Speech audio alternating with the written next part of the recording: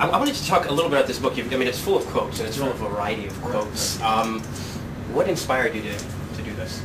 Because it just occurred to me sometime last year when I did this documentary and it got banned, and the Home Affairs Minister, he was asked to explain why it was banned.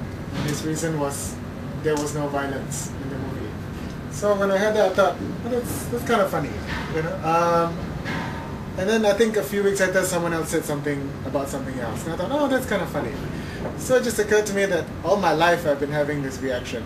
And, you know, being taken aback once in a while. And then just forgetting about it or putting it somewhere deep in the recesses of the mind.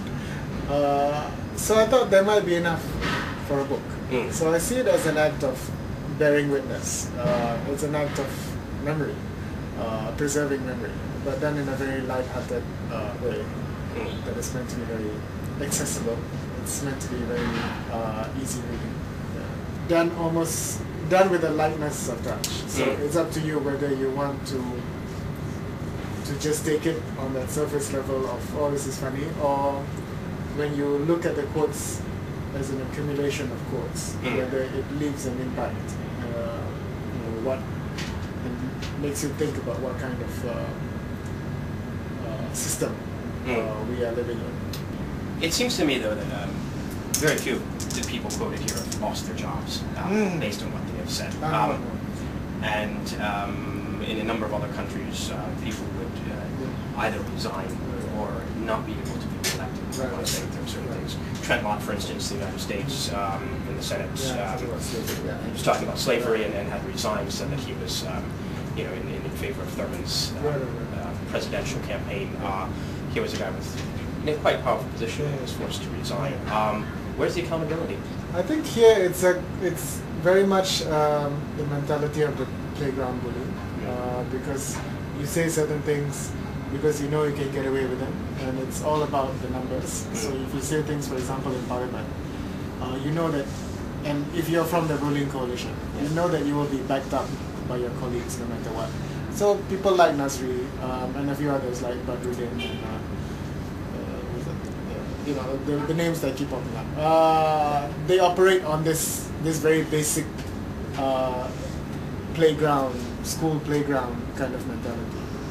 So that's how it is. Is it just because of that, or are there other elements that are allowing them to? And also, get away with these we lack a strong civil society. I think we lack, as citizens, we lack a certain non-partisan platform to voice out disagreements with certain things, because we've abolished things like local council elections. Our media is controlled by just a few corporations, all of whom are government linked. So we lack a certain independent way. It goes both ways, because on the one hand, I think we get the politicians we deserve. And we deserve it because we have allowed so many rights to be taken away from us from the 60s onwards. And we've allowed ourselves to be beholden to often communal interests, meaning this guy is from my race, therefore I would support him. Or this guy is from my home state, therefore I support him. Or this guy represents a division in the wing that I need support from. So it's we've allowed ourselves to be hijacked by these interests. So, Let's be clear too. Let's put this a little bit into context, because I think to be fair, politicians are under the spotlight, and we've all said some funny, if not downright insensitive things in our lives. And the media aren't watching us when we say these kinds of things. Are Malaysian politicians more prone to making outrageous quotes than politicians elsewhere? Part of it, in this region, I think they are. I think part of it has to do with that bully mentality that I mentioned. And it seems to operate on two different tracks, parallel tracks. On one level, you have to bully to shove your way into the spotlight, as it were, to show that you have a right to claim the spotlight.